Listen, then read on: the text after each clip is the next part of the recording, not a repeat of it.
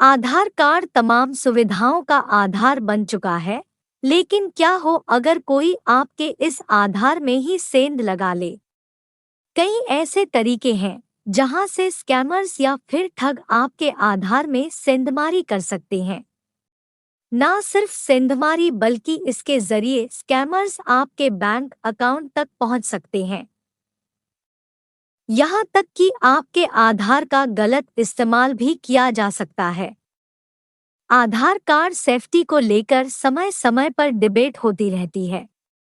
कभी आधार data leak की खबरें आती है, तो कभी सरकार की तरफ से कहा जाता है कि यूजर का डेटा सेफ है।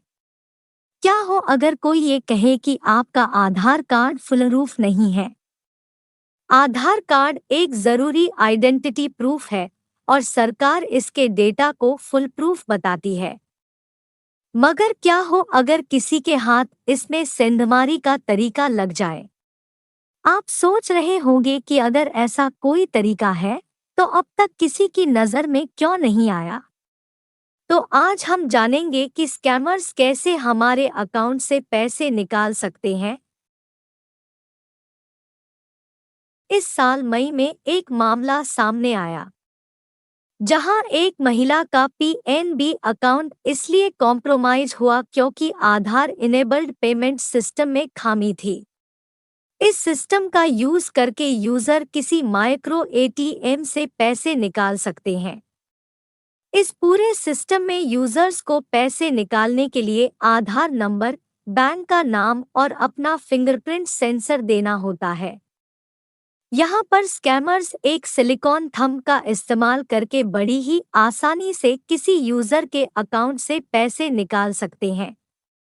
मौजूदा समय में आधार से जुड़े फ्रॉड्स को रोकने का एक आसान तरीका 16 डिजिट की वर्चुअल आईडी है। वहीं किसी पीओएस सेंटर से पैसे निकालने से पहले यूजर्स को भी ध्यान देना चाहिए कि डिवाइस एसटीक्यूसी डायरेक्टोरेट है या नहीं। ज्यादातर बड़े डेटा ब्रीच में एक पैटर्न देखने को मिलता है, जहां डेटा का एक बड़ा हिस्सा एक कमजोर इंफ्रास्ट्रक्चर पर बनी साइट पर पड़ा होता है। जून 2022 में पीएम किसान सम्मान निधि पोर्टल पर यूजर्स के पड़े डेटा के साथ भी ऐसा ही था। साइबर सिक्योरिटी प्रोफेशंस ने इस संबंध में एक आर्टिकल भी लिखा था। इस दिक्कत को सीईआरटी इनको पहले ही बता दिया गया था। जानकारी के पब्लिक होने से पहले खामी को ठीक कर दिया गया था।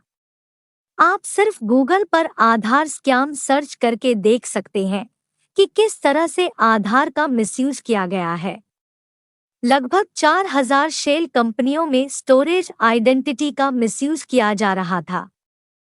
इनमें 16,000 फेक जीएसटी रजिस्ट्रेशन है। इस मामले में अब तक 7 लोगों को गिरफ्तार किया जा चुका है। 30,000 करोड़ की जीएसटी चोरी का ये रैकेट 16 राज्यों में फैला हुआ था। इसमें 18,000 आधार कार्ड और पैन कार्ड का डेटा गलत तरीके से यूज किया गया था। इन डेटा को सरकारी स्कीम्स की वेबसाइट से चुराया गया था।